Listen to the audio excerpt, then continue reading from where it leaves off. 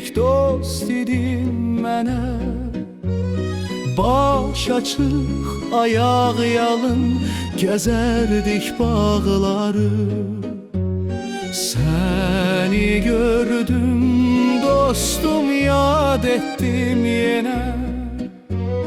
Bir şirin yuxu kimi ötən o çağları.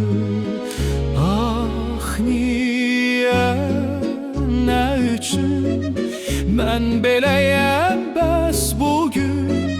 Ah niyə sənin mən tuta bilmirəm əllərindən?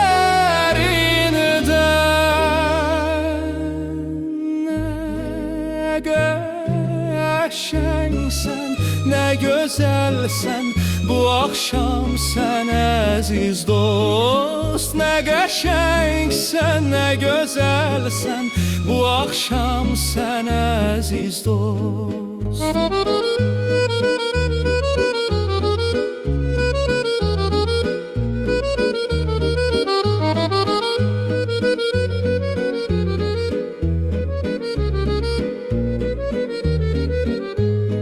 Bax bu gözəlliyi mən bəs o zaman nə üçün hiss etmədim? Söylə bugünkü tək.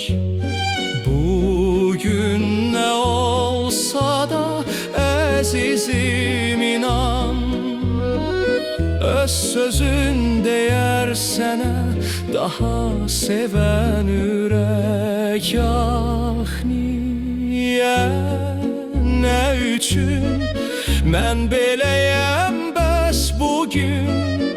Ah niyə sənin mən tuta bilmirəm əllərindən?